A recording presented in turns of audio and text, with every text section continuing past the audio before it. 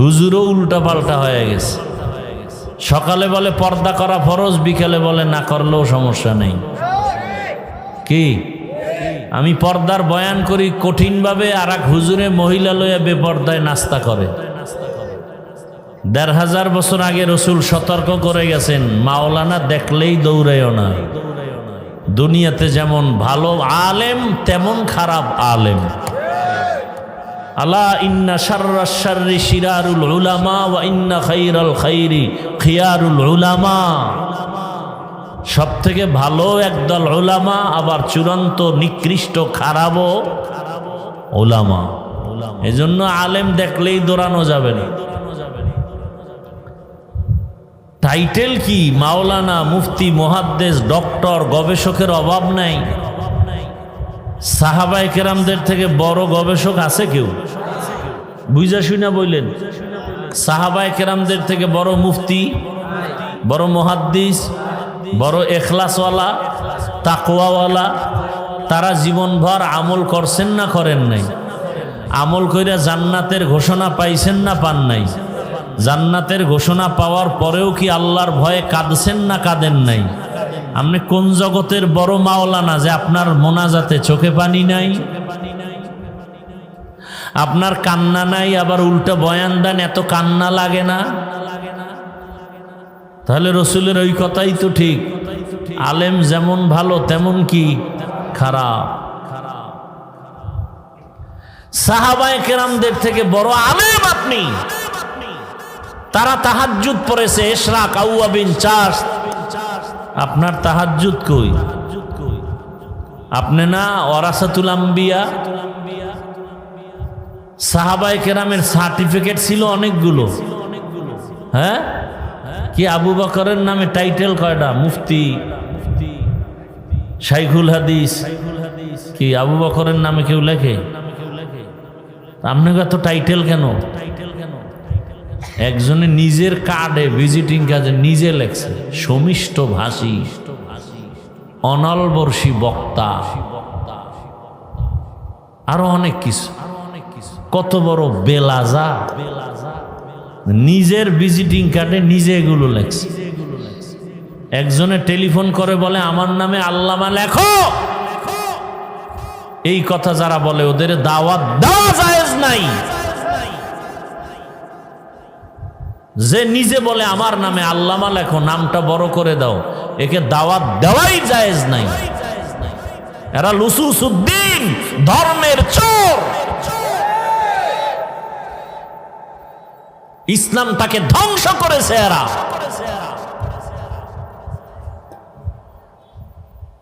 Certificate নিয়ে দৌড়ায়। তোমার সার্টিফিকেটে কয়জন বেনামাজি নামাজি হলো? বরং যাদের লাইনে মানুষ নামাজি হয় এদের বিরোধিতা করে। কি আছে না নাই? আচ্ছা, এখানে অনেক শিক্ষিত মানুষ আছেন, মুরব্বীরা আছেন। নিরপেক্ষভাবে আমার একটা প্রশ্নের জবাব দিতে পারবেন? কোনো পক্ষ নেবেন না তো? বলেন তো, আমার দেশে তাবলীগের দ্বারা ইসলাম, দেশ, জনগণ, এই তিনটার ক্ষতি হয়েছে কি পরিমাণ তাবলীগের কারণে? বুঝেন না কথা? তাবলীগের কারণে আমার দেশের ক্ষতি হয়েছে, জনগণের ক্ষতি হয়েছে, ইসলামের ক্ষতি হয়েছে। বিরোধিতা করেন কেন? কি এলাকায় তাবলীগের বিরোধী নাই? জুতার বাড়ি দেওয়া দরকার। আর না হয় বল যে তাবলীগের কারণে এই ক্ষতি হয়েছে, আমি তাবলীগের বিরুদ্ধে বয়ান করব, বল।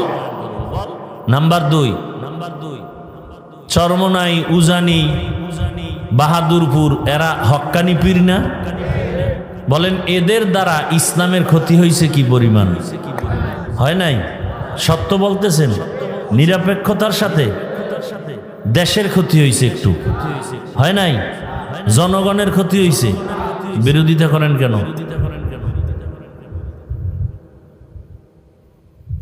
নাম্বার 3, কওমি মাদ্রাসা দেওবন্দীদের কারণে আমার দেশের ক্ষতি হয়েছে, জনগণের, ইসলামের। তাহলে দেওবন্দি কওমিদের বিরোধিতা করেন কেন? কারণ কি? আসলে কওমি দেওবন্দি খারাপ না, তাবলিগ খারাপ না, চরমনাই উজানি বাহাদুরপুর খারাপ না, ওদের অন্তর খারাপ। যারা বিরোধিতা করে ওদের অন্তর খারাপ, ওদের অন্তর হিংসায় ভরা, আপদমস্তক হিংসায় ভরা। কি যারা ফেসবুকে আলেম ওলামাদের বিরুদ্ধে, দেওবন্দীদের বিরুদ্ধে, হকপন্থীদের বিরুদ্ধে ফেসবুকে লেখে, মানুষের মাঝে বিভ্রান্ত ছড়ায়, এরা হিংসুক। এরা কি হিংসুক? আল্লাহ হেদায়েত দান করুন। রাগ করতেছেন? রাগ করলে আমার কিছু হবে? হ্যাঁ, আমার হবে যদি আমি কোরআন সুন্নাহর বাইরে কিছু বলি। আমি এখানে কিন্তু এই যে বয়ান করতেছি বা সামনে যতটুকুই করব, আপনাদের ভয় নাই যে আমি একবারও বলবো সবাই হুজুর হয়ে যান, এ কথা আমি বলবো না। সবাই বলে, আমিও এক সময় বলতাম, এখন আমি একটু ভিন্ন লাইনে বয়ান করি।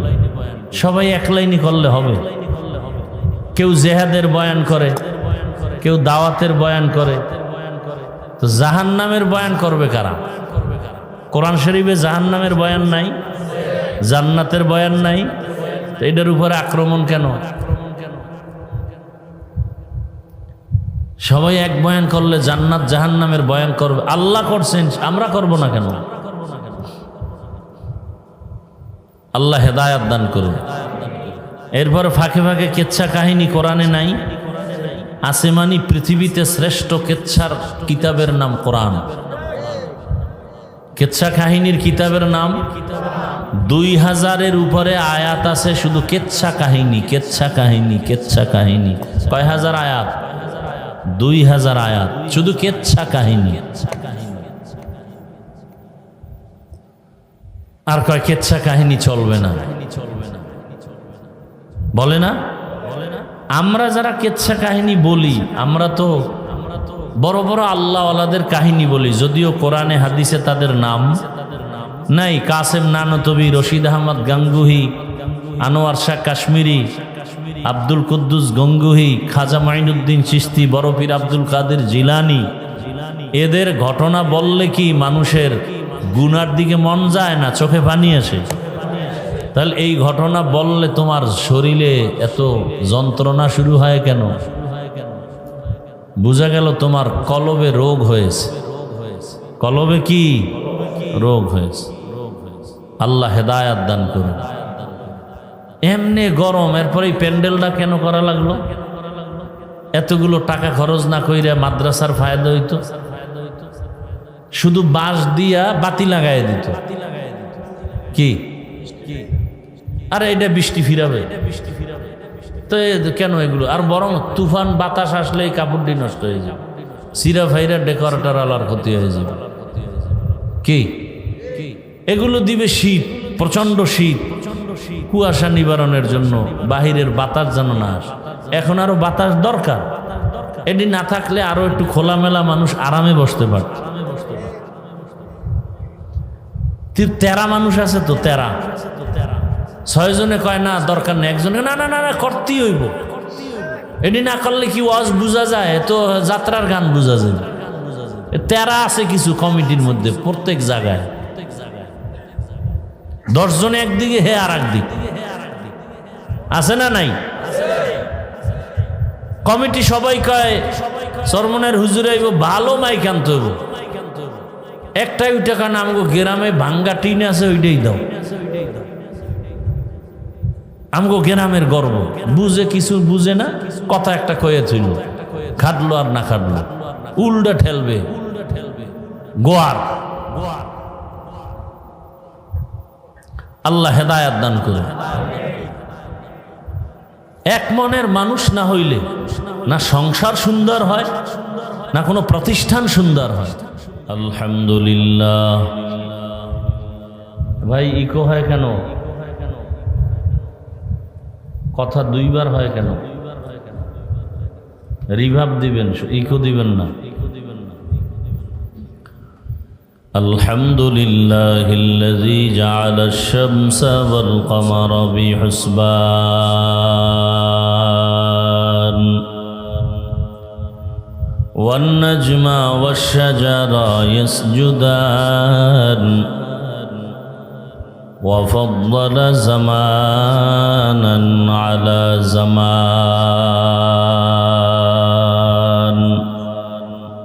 كما فضل مكانا على مكان وإنسانا على إنسان ونشهد أن لا إله إلا الله وحده لا شريك له لا ضد له ولا ند له ولا مثل له ونشهد أن سيدنا وسندنا وحبيبنا وحبيب ربنا وطبيبنا وطبيب قلوبنا ومولانا محمدا عبده ورسوله اللهم صل على محمد النبي الأمي وعلى آله وسلم تسليما وبعد فأعوذ بالله من الشيطان الرجيم بسم الله الرحمن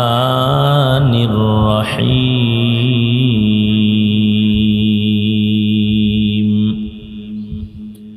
إن الذين آمنوا وعملوا الصالحات كانت لهم جنات الفردوس نزلا وقال النبي صلى الله عليه وآله وسلم لا طاعة لمخلوق في معصية الخالق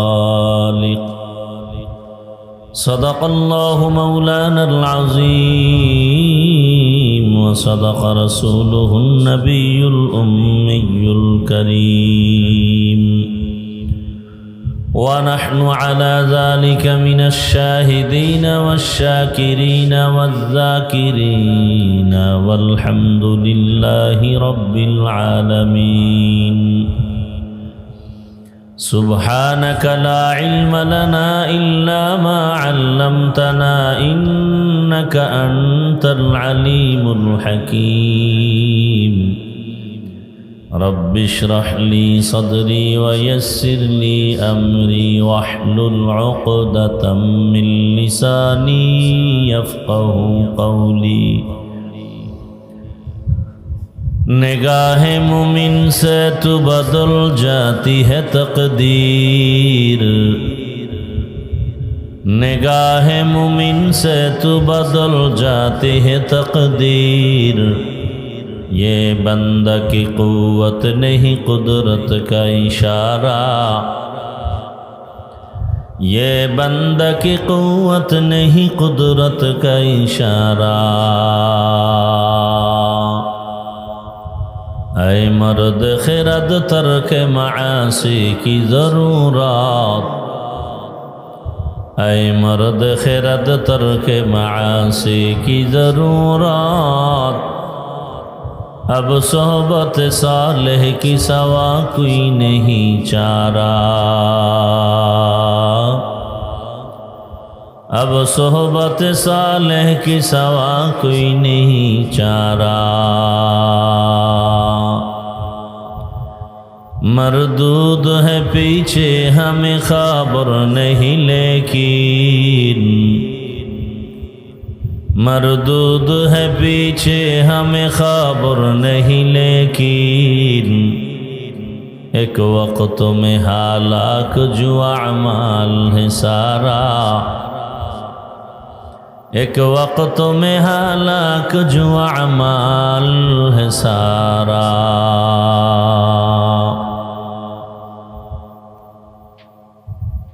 আল্লাহ পাকের দরবারে শুকর যে দুদিন ব্যাপী মাহফিলের আজ প্রথম দিনে আল্লাহ হাজারো লাখো মানুষের মধ্য থেকে বাছাই করে আমাদেরকে সুস্থ রেখে এখানে হাজির হওয়ার তৌফিক দিলেন। শুকর আদায় করি আলহামদুলিল্লাহ। মাহফিলের মুহতারাম সভাপতি জনাব মুশতাক আহমেদ মাসুম বালা সাহেব, প্রধান অতিথি আলহাজ শফিকুর রহমান কিরণ, এমপি মহোদয় সহ অন্যান্য অতিথিবৃন্দ, হযরত উলামায়ে কেরাম, আল্লাহ পাকের শুকর আরো আদায় করি যে আজকের আবহাওয়া অনুকূলে রেখেছেন।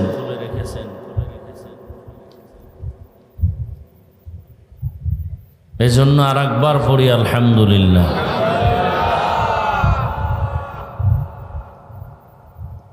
দরুদ ও সালাম সৈয়দুল মুরসালিন রহমাতুল লিল আলামিন শফিউল মুজনিবিন খাতামুন নবিয়্যিন সৈয়দুস সাকালাইন ইমামুল মুরসালিন শফিয়ে আজম রসুল আকরম রহমতে আলম নবিয়ুল আরব আল আজম حبیب کبریا اشرف الانبیاء سید الانبیاء شفیع محشر ساقی کوثر آقا نامدار مدینہ کا تاجدار آفتاب نبوت فخر موجودات سید المخلوقات حضرت محمد الرسول اللہ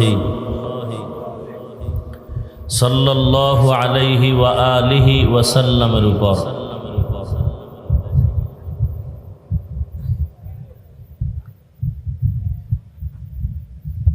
অত্যন্ত গুরুত্বপূর্ণ আলোচনা রেখেছেন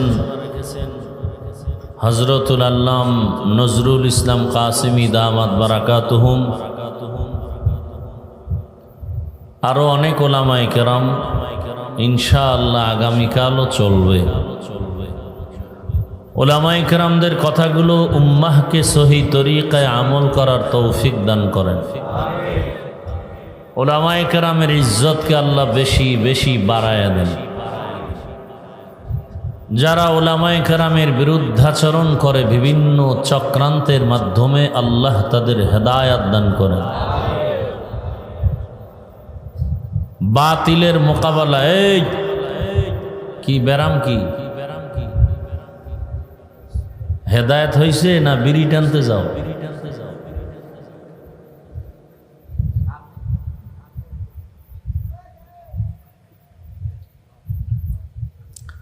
বেহেশতের বাগান তো সবাই বসতে পারে না। এখানে বসতে হলে আল্লাহর কবুলিয়াতের দয়া লাগে, কারণ এটা এখন আমার একটা প্যান্ডেল হয়েছে যে বসার সাথে সাথে সবার গুনাহ মাফ। এমন এক বরকতি মজলিস, এই মজলিস এরকম একটি মজলিস আল্লাহ পাক আরশে আজিমের মধ্যে ফেরেশতাদের মাধ্যমে আল্লাহ মিলাইয়া আমাদের প্রশংসা করতেছেন। আমরা প্রশংসা করি আল্লাহ, আর আল্লাহ ফেরেশতাদের সামনে প্রশংসা করেন আমাদের। পরিশেষে আল্লাহ ঘোষণা দিতে থাকেন, যেই বেহেশতের বাগানে যারা আসছে সকলের জীবনের সব গুনাহ মাফ। একবার সুবহান আল্লাহ বলবেন তো জান্নাতে একটা গাছ হয়ে যাবে। এই বরকতি মজলিসে বসা এক বরকত, শেষ দোয়া করে যাওয়া আর এক বরকত। কারণ দোয়া হলো স্বতন্ত্র একটি ইবাদত, আর দোয়া হুয়াল ইবাদা। দোয়া বড় দামি একটি সম্পদ। এতগুলো মানুষ এক জায়গায় নিয়ে বসিয়া মা বাবার জন্য দোয়া করাটা কয়জনার ভাগ্যে হয়? আর এখানে যারা বসা আছে পিওর মানুষ, যতক্ষণ বসে থাকবে মোবাইলে কোনো গুনাহ করবে? এত পিওর। আর এই ওলামায়ে কেরামের এই মজলিস ছাড়া এমনি কোনো দোয়ার অনুষ্ঠান করলেও, যেমন বাবার নামে খাওন, মায়ের নামে খানা দেয় না, ওখানে দেখবেন অধিকাংশ সুদখোরেরা সামনের কাতারে। যেই সুদখোরের মোনাজাত তওবা না করা পর্যন্ত একটা মোনাজাতও কবুল হবে না। বরং সুদখোর হলো জমিনের নিকৃষ্ট আল্লাহর অভিশপ্ত বান্দা। 24 ঘন্টা এদের আমল নামায় মায়ের সাথে জিনার গুনাহ হয়। তাহলে কত খারাপ এরা, চিন্তা করেন তো। গর্ভধারিণী মায়ের সাথে অল টাইম জিনার গুনাহ। এরা যদি মাদ্রাসা করে সওয়াব হবে না, মসজিদ বানায় সওয়াব হবে না, দান করে সওয়াব হবে না।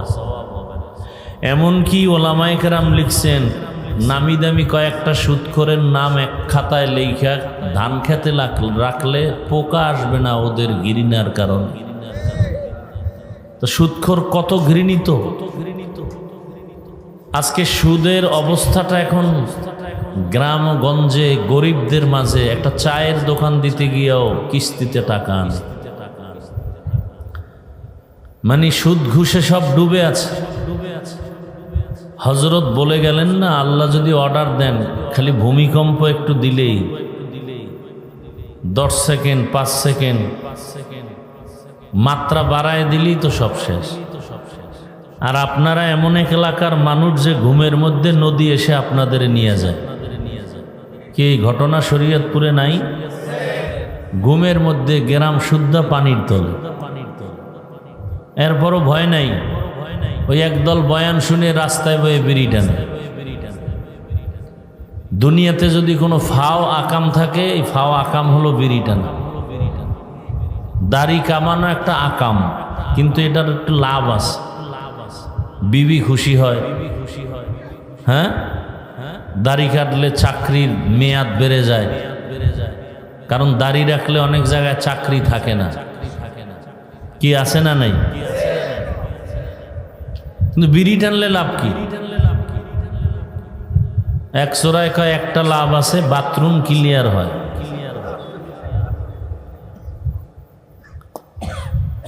দুনিয়াতে যদি কোনো ফাও আকাম থাকে, এটা কোনটা?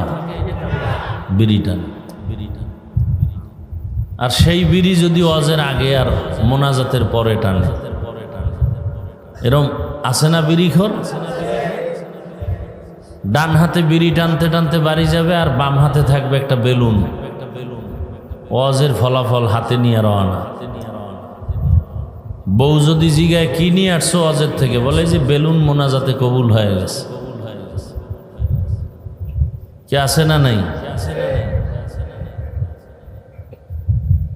এত মানুষ কি খুশি, অনেক মানুষ। এই খুশিটার বাস্তবে প্রমাণ হবে তখনই যখন মসজিদে ফজরে মসজিদ ভর্তি থাকবে। অথচ এখানে এত মানুষ আজকে ফজর পড়ে নাই, জোহর পড়ে নাই, আসর পড়ে নাই, মাগরিব পড়ে নাই, এশাও। কি লাভ হবে? ঈমানের পরেই তো আমাদের মূল কাজ কি? নবী বলেন, বাইনাল আবদি অবাইনাল কুফরি তরকুস সালাহ। বেঈমান আর মুমিনের মাঝে ব্যবধান হলো নামাজ। বেঈমানেরা নামাজ পড়ে না, মুমিন নামাজ ছাড়ে না। নামাজ কত ওয়াক্ত? সপ্তাহে একদিন। তাহলে প্রতিদিন। মাঝে মাঝে ছেড়ে দেওয়ার সুযোগ আছে তো? সব ফতোয়া আপনারা দিলেন, এরপরও পড়েন না কেন?